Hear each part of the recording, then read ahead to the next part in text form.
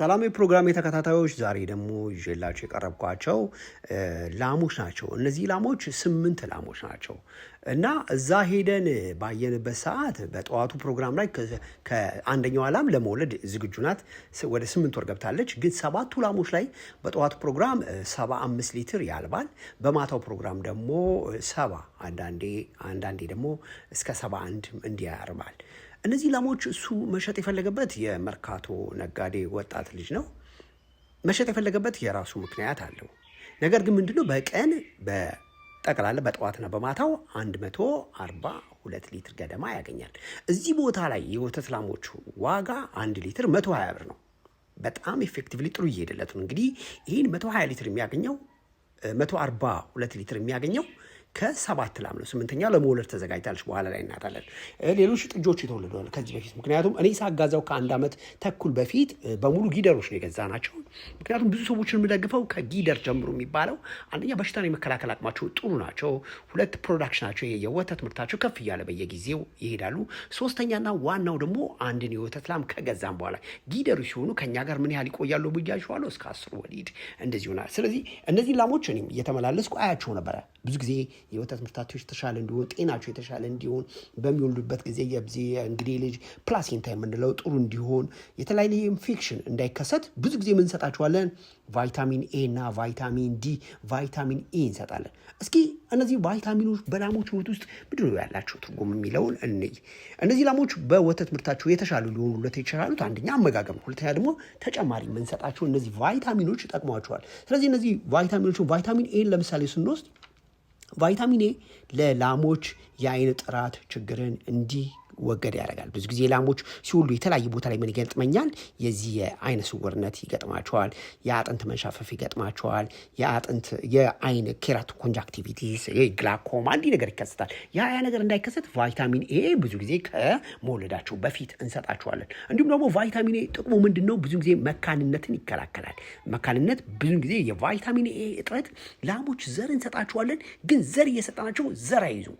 ብዙ ሰዎች ምግብ ስላበሉ ይመስላቸዋል። ግን በሰውነታችሁ ውስጥ ያለው የቫይታሚን እጥረት፣ በተለይ የቫይታሚን ኤ እጥረት መካንነትን እንዲከላከል ይጠቅማልና ብዙ ጊዜ የመጣው እነዚህ ላሞችን የቫይታሚን ኤ እጥረት እንዳይከሰት በኢንጀክሽን መልክ በፓውደር መልክ ስለምሰጣቸው ጥጃዎቻቸው ንጹህ ናቸው የተወለዱት፣ ጤናማ ናቸው የወለዷቸው ጥጃዎች። እዛ አሉ 3 ጥጃዎች አሉ።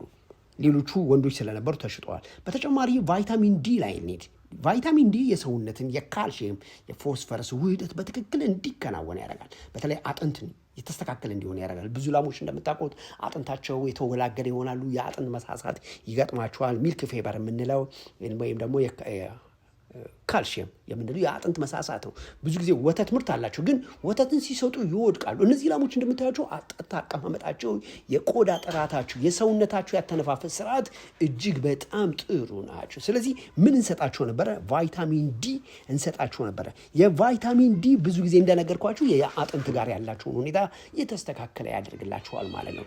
ብዙ ጊዜ ደግሞ እንዲሁ እንደዚህ ቫይታሚን ኢንም እንሰጣለን። የቫይታሚን ኢ እጥረትም ደግሞ እንደዚሁ ብዙ ጊዜ ምንን ይከላከልልናል? በሰውነታችሁ ውስጥ በተለይ ይሄ መርዛማ ነገሮች እንዳይከሰቱ ይከላከላል። በተለይ ደግሞ የጡንቻ መኮማተር እንዳይከሰት ሁልጊዜ ቫይታሚን ኤ ኢን መስጠት በላሞች ላይ ከወሊድ በኋላም ከወሊድ ጊዜም እንዲሁም ደግሞ ድብርት በሚሰማቸው ወቅት እነዚህ 3ቱን ቫይታሚኖች መስጠት ሰውነታቸው የተሻለ እንዲሆኑ፣ ቶሎ ዘር እንዲይዙ፣ በሽታን የመከላከል አቅማቸው ጠንካራ እንዲሆኑና እንዲሁም ደግሞ በተለያየ ጊዜ ዘር የሚያዝ ፌል የሚያደርጉ ይሄ በተለይ ትልቁ ችግር በወተት ላሞች እርባታ ላይ ትልቁ ችግር ነው። አሁን ይቺ ላም እስኪ እናያት። ለ3ኛ ናት። የሚገርማችሁ እዛ ሄደን እናያለን። 27 ሊትር አላት። የግቷን አቀማመጥ የጡቶቿን ንጽህና እናያቸው።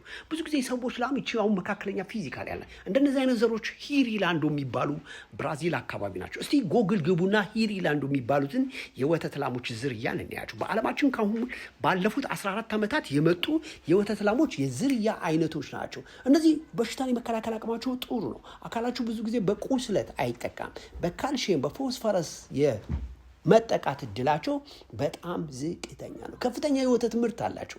እንደነዚህ አይነት የወተት ላሞች ለሀገራችን ኢትዮጵያ በጣም አስፈላጊ ናቸው። አሁን ሽላም አያችኋት፣ ፊንገሮቿ፣ ጣቶቿ፣ የግቷን አቀማመጥ እነዚህ በሙሉ 27 ሊትር በጠዋቱና በማታው ትታለባለች። ግን 3ኛ ወሊድ ናት። የእሷ ልጆች በኋላ ላይ ያሳያችኋለሁ ሴቶች ነው የወለደችው 2 ጊዜም ስትወልድ። አሁን ዘር ተሰጥቷታል፣ ግን ዘር ተያዝ ብዙ ጊዜ ለማረጋገጥ አልትራሳውንድ እኛ ሀገር ስለሌለ ገብተን ፓልፔት ለማድረግ 3 ወር ስላልሞላት ኮንፊርም አላደረግም፣ ግን ድጋሚ የኮርማ ፍላጎት አላሳየችም። ስለዚህ ብዙ ጊዜ ስንሰጣቸው ምን ማድረግ አለብን? ላሞቻችንን የዝርያቸውን አይነት ሁኔታ በደንብ ማየት አለብን። በትክክል 3ኛ ወሊድ ናት፣ ቀንዷን፣ ጥርሷን፣ ቆዳዋን፣ የአይኖቿን ብራይትነስ ማየት አለብን። እዚህ ላይ የምናየው የመኖ ማስቀመጫ ቤቱ ንጽህናው፣ ጥሩ የአየር ዝውውር ቤቱ አለው። ብዙ ጊዜ እንደዚህ ሳፎኬሽን እና ብዙ ጊዜ ከሰውነታችሁ ውስጥ የሚመጣው ሽንት እበት አሞኒያ አለው። አሞኒያ በአብዛኛው ጊዜ በተለያየ ቪዲዮዎች ላይ እንደገለጽኩላችሁ ምን ያመጣል? አይነ ስውርነትን ያመጣል። አይነ ስውርነት እንዳይከሰት ቤቱ ሁልጊዜ ንጹህ ነው። ጥሩ ሰጋቱራ አለው፣ ጥሩ የአየር ዝውውር አለው። በኋላ በኩልና በፊት ለፊትና በስተኋላ በኩል በሮች ይከፈታሉ፣ የአየር ዝውውር በደንብ ይገባል። ይሄ ብዙ ሰዎች የአይነ ስውርነት እንዲከሰት ከሚያደርጉ ምንድነው? ቤቶቻችሁ ጥሩ የአየር ዝውውር የላቸውም። እንግዲህ የዚችን የላም የግቷን አቀማመጥ እንያት፣ አያችኋት ምን ያህል ወተት እንዳላት መተን አይተን በደንብ ገምግመን ነው እነዚህ ላሞች መግዛት ለምትፈልጉ ሰዎች የምነግራችሁ። ስለዚህ ቦታውን እናያለን። አካባቢው ላይ ያሉት የበሽታ ስርጭት በጣም የወረደ ነው። ለምንድነው? ብዙ ጊዜ ተከታታይ የሆነ የክትባት ፕሮግራም ልጁ ይጠራኛል፣ ክትባታቸውን እሰጣለሁ። የሚያክመው ግን እዛ አካባቢ ያሉ የወረዳ ሐኪሞች ናቸው። እኔ አብዛኛው ጊዜ የምመጣው ምንድነው ለሱፐርቪዥን ነው። ክትባት ላይ ምን አለ እዛ አካባቢ የክትባት ችግር ካለ ለሱም ለሌሎቹም እሰጣለሁ። ስለዚህ የወተት ትምህርታቸው ላይ በጣም ጥሩ ናቸው። እቺ ለሁለተኛ ናት። አሁን ባላት የወተት ምርት 19ና 20 አላት። 2 ጊዜ ወልዳለች። 2 ጊዜም ከወለደች ሴት ነው። በተለይ አሁን ያለው የምናየው እምቦሳ የእሷ ነው። ገና ከወለደች ወደ 21ኛ ቀኑ አካባቢ ላይ ነው። ስለዚህ እነዚህ ላሞች ከመግዛታችን በፊት በደንብ የምናያቸው በርካታ ነገሮች አሉ። ከነዚህ ውስጥ የመጀመሪያዎቹን ለመጥቀስ ብዙ ጊዜ በተለያዩ የወተት ላሞች እርባታ ላይ ስንሄድ ላሞቻችን ዘር የመያዝ ችግር ገጠመን፣ ለምንድን ነው ዘር የማይዙት? ዘር አልይዛለችኝ ይኸው 10 ወር ምናምን ሆናት ብለው ብዙ ሰዎች ኮምፕሌን ያቀርባሉ። የዚህ ዋና ምክንያት የዋናው ነገር ብዙ ጊዜ የሚከሰትባቸው ምንድን ነው? የመኖ ጥራት ኳሊቲው በጣም ወሳኝነት አለው። በቂ የሆነ መኖን ለላሞች መስጠት ከምንም በላይ ወሳኝነት አለው። እንግዲህ እነዚህ ላሞች በቀን ውስጥ በጠዋቱ ፕሮግራም 75 ሊትር በማታው ፕሮግራም አንዳንድ ጊዜ 70ና 72 ሊትር ካመረቱ በዛ አካባቢ ላይ የሚሸጠው ወተት 1 ሊትር 120 ብር ከሆነ እነዚህ ላሞች እስቲ እንበለው በ20 እናስበው። አንድ የወተት ላም ምን አላት? 20 ሊትር በቀን አላት እንበል። በ30 ስንት አላት? 600 ሊትር አላት። 600 ሊትርን በ120 ስናባዛው ምን ያህል ይመጣል? ይሄ በወር ነው። በ10 ወር ብናረገው ምን ያህል ይመጣል? ለምንድነው 10 ወር ያልኳችሁ? ብዙ ጊዜ የወተት ላሞች ከወለዱ የመጀመሪያዎቹ 2 ወር ዘር አይዙም። 3ኛ ወር ላይ ነው ዘር በብዛት እንዲሰጣቸው የሚደረገው። ይሄ ደግሞ ምክንያቱ ምንድነው? ማህፀናቸው በደንብ ወደ ነበረበት ሁኔታ መመለስ አለበት። በተለይ ደግሞ ወተት በሚታለቡበት ወቅት ከሰውነታቸው ብዙ ሚኒራሎች ስለሚወገዱ አቅማቸው ቶሎ እንዲዳብር ቶሎ እንዲነቃቃ የሚያደርጉ ምግቦችን በ2 ወር በ3 ወር ጊዜ ውስጥ በምናበላቸው ጥራቱን የጠበቀ የመኖ ጥራት፣ የሕክምና ጥራት በተለይ ደግሞ ወርም በማድረግ የፓራሳይት ማስወገጃ መድኃኒቶችን በመስጠት በእነዚህ ጊዜያት ውስጥ 3ኛ ወር ላይ ልክ ኮርማ ከያዘች በኋላ 7 ወር ደግሞ ወተት አለባዋን እስክታቋርጥ እናልባታለን። በእነዚህ ጊዜያት ውስጥ እንግዲህ 10 ወር አንድ የወተት ላም ትታለባለች ማለት ነው። በ10 ወር ውስጥ ስንት አለ? ይህን ያህል ጊዜ ውስጥ አንድ የወተት ላም በየቀኑ 20 ሊትር እያመረተች በቀን የሚሰጠንን 1 ሊትር በ120 ብር ከሸጥን ምን ያህል ውጤታማ እንሆናለን? ለዚህ ነው ለብዙ ሰዎች የወተት ላም እርባታ እጅግ በጣም አዋጭ ነው የምንለው። ይቺ የምታዩት እርጉዝ ናት። ቀደም ሲል በነበራት 24 ሊትር አላት። አሁን 7ን ጨርሳ ወደ 8 ነው። የማትታለበው ይቺ ብቻ ናት እዛ ቤት ውስጥ፣ ሌሎቹ በሙሉ ይታለባሉ። ይችኛዋም ነጯም የምታዩት ትታለባለች። እያንዳንዳቸው ወተታቸውን አይተን ነው። ወተት ማየት ብቻ ሳይሆን የጡታቸውን ጤንነት በደንብ እናያለን። ጡታቸው ላይ ቁስል አለ ወይ? ከዚህ በፊት ለበሽታ ተጋልጠዋል? እዛ ላይ ምን እናያለን? የጡታቸውን ጫፎች ቁመታቸው አጥሯል ወይ? ትክክል ናቸው ወይ? ቁስል አለባቸው ወይ? እነዚህ የጡት ማስተላለፊያ ቱቦዎች እነሱ በሙሉ ምንን ይነግሩናል? አንድ የወተት ላም ከፍተኛ የወተት ምርት እንዳላት በብዛት ይነግሩናል። ስለዚህ ብዙ ጊዜ ላሞችን ስንገዛ ምንድነው የምናየው? ላሞች ሁልጊዜ ጤንነታቸው የተጠበቀ ነው? በቂ እረፍት ያደርጋሉ ወይ? እነዚህ ያየናቸው አሁን ምንድናቸው?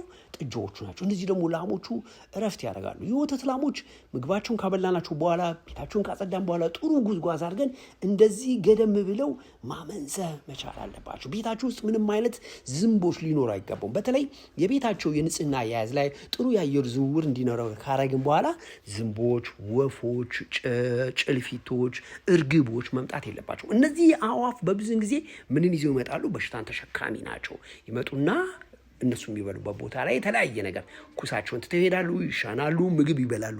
በአፋቸው ላይ ባሉት ፈሳሽ ነገሮች በሽታውን ትተው ያስተላልፋሉ። እንዲሁም ደግሞ ከብቶቹ ላይ ገላቸው ላይ የተለያየ ነገር ለመንሳት ለመንከስ ጥረት ሲያደርጉ ምን ይሆናሉ? ከብቶቹ ላይ በቀላሉ የተሸከሙትን ቫይረስ ትተው ይሄዳሉ ማለት ነው። በዚህ ምክንያት በርካታ ወረርሽኞች በእርባታ አካባቢ ላይ ይሰራጫሉ። ስለዚህ ቤታችን ምን መሆን አለበት? በወንፊት የተዘጋ እንዲሁም ደግሞ ትንኞችና ዝንቦች እንዳይኖሩ ሁልጊዜ ምን ማድረግ አለብን? የእነሱን ጸረ ኬሚካል መጠቀም መቻል አለብን። እዚህ ላይ በጥንቃቄ በመስራት ነው ይህንን የምናደርገው። አለበለዚያ ምን ይሆናል? በርካታ በሽታ ወደ ፋርማችን በመግባት ለተለያየ የጤና ችግር እንጋለጣለን። ይሄን በጣም ማስተዋል መቻል አለብን። እዚህ ላይ ትኩረት ካላደረግን ስራችን ውጤታማ አይሆንም። ይችኛውም ላም ለሁለተኛ ዕለት እንደምታዩት ከፍተኛ የወተት ምርት አላቸው። ስለዚህ እዚህ ላይ የምናየው ምንድን ነው? የገንዳቸው ንጽህና፣ የቤቱ ንጽህና፣ ላሞቹ በጥሩ ሁኔታ እንደተያዙ ይነግረናል። ስለዚህ እነዚህን ላሞች መግዛት ለምትፈልጉ ታች ባለ ስልክ በኩል ብትደውሉ ከወጣቱ ልጅ ጋር አገናኛቸዋለሁ። የወተት ላሞች እርባታ እጅግ በጣም ሰዎች ጥሩ የክትትል ሂደት ካደረጉ፣ ጥሩ የአመጋገብ ሂደት፣ ጥሩ በየሁለት አንድ ወር ከግማሽ እስከ 2 ወር ባለው ውስጥ የውስጥ ጥገኛ የፓራሳይት ማስወገጃ እንዲሁም ደግሞ የተለያዩ ቫይታሚኖችን ከሰጠን እርባታችን ጤናማ የማይሆንበት የለም። የዚህ የመጀመሪያው መሰረት ግን የምንገዛው ላሞች ቁመቷን ያውጣው። አሁን እቺ ሆሊስቲን ፍሪጂያን ናት፣ በጣም ረዥም ናት እና ጥሩ ወተት አላት። ብዙ ጊዜ የሆሊስቲኖች ወተታቸው ቀጠን ይላል። ግን ቅድም ካሳየኋችሁ ላም ጋር አኳያ ስትታይ እቺ ሁለተኛ ላይ ናት ያለችው፣ ያቺ ሶስተኛ ላይ ናት። ግን ሶስተኛ ላይ ሆና ቁመቷ አጠር ያለች ከፍተኛው ወተት አላት። እያንዳንዳቸውን እነዚህ ላሞች ስናይ ጥፍራቸው የረዘመ አይደለም። እግራቸው ቁርጭምጭሚታቸው አካባቢ ላይ እባጭ የላቸውም። እግራቸው ዙሪያ ላይ ምንም አይነት ቁስል የለም። እንደዚህ እየተንቀሳቀስኩ ማሳያችሁ ለምንድን ነው? አካላቸው ላይ ያሉ የተለያዩ ቁስሎች ነገሮች ካሉ ከመምጣታችሁ በፊት እንድታዩዋቸው ነው። ስለዚህ እነዚህን ላሞች መግዛት ለምትፈልጉ ታች ባለ ስልኬ በኩል ብትደውሉ ታገኙኛላችሁ ማለት ነው። ላሞችን ስንገዛ ሁልጊዜ ታሪካቸው ምን ይመስላል፣ ያላቸው የወተት ምርት ምን ይመስላል፣ ማንም ሰው ስለነገረን ማየት የለብንም። የነዚህ እናቶች የነዚህ ጥጃ ሴት እናቶች ወናቶቻቸው የወተት ምርታቸው እዛ ላይ ሄደን የምናያቸው ይሆናል። እነዚህ ለሚቀጥሉት 4 ወር 5 ወር ካበላናቸው ለዘር ይደርሳሉ ማለት ነው። ስለዚህ ጥጃዎችን እየገዛን እያረባን ምን መስጠት አለብን? ፋርማችን እየተሻለ እንዲሆን ማድረግ አለብን። ላሞች ምግባቸውን ከበሉ በኋላ እረፍት እንዲያደርጉ ምቹ ሁኔታ መፍጠር መቻል አለብን። በተለይ ምቹ ሁኔታ የምንፈጥረው መኝታቸው ላይ ነው። መኝታቸው ጥሩ ጉዝጓዝ ልናደርግ ይባል አገር በለዛ ምን ይሆናሉ? ለተለያየ የጡት በሽታ፣ ለተለያየ ቁስል በሽታ ይጋለጣሉ። ቁስል ማለት ምንድን ነው? አንድ የወተት ላም በ24 ሰዓት ጊዜ ውስጥ ወደ 17 ጊዜ ቁጭ ብድግ እያለች ምግቧን ትበላለች።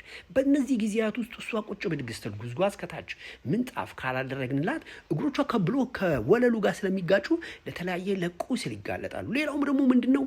የአካባቢ አርማታ ስለሆነ ቅዝቃዜው በዚህ ጊዜ ለኒውሞኒያ ያጋሉ። እዚህ ላይ ምንድን ነው ኒውሞኒያ የሳምባ ምች እንዴት ሊመጣ ይችላል? በቅዝቃዜ ይመጣል። ብዙ ጊዜ ምንጣፍ አለማድረግ እንዲሁም ደግሞ በየጊዜው ቤታቸውን ዝም ብሎ በውሃ ማጠብ ቅዝቃዜው ቦታ ላይ ሲተኙ ለዛ በሽታ ይጋለጣሉ ማለት ነው። ስለዚህ ላሞቻችን ምን ማድረግ አለብን? በየጊዜው በየተፈለገበት ጊዜ ቫይታሚኖችን መስጠት አለብን። በተለይ ላሞች ሊወልዱ የተወሰነ ወራት ሲቀራቸው ላሞችን ምን መስጠት አለብን? ቫይታሚን መስጠት አለብን። አንደኛ ቫይታሚን ምንድነው? በሚወልዱበት ጊዜ ምጥ እንዲቀላቸው ያደርጋል። ሁለተኛ ደግሞ ይሄ ፕላሴንታ ዩትረስ ላይ የተጠመጠመው በቫይታሚን እጥረት በእነዚህ ሚኔራሎች እጥረት በቀላሉ ቫይታሚንን ስንሰጣቸው ቶሎ ላልቶ እንዲወርድ ያደርጋል። ሶስተኛ የሚወለዱ ጥጃዎች ምን ይሆናሉ? አቅም ያገኛሉ። ለምን? ከእናቶቻቸው ማህፀን ውስጥ እያሉ ቫይታሚንን በተለያየ መልኩ ይወስዳሉ ማለት ነው። ስለዚህ ላሞች ምን ይሆናሉ?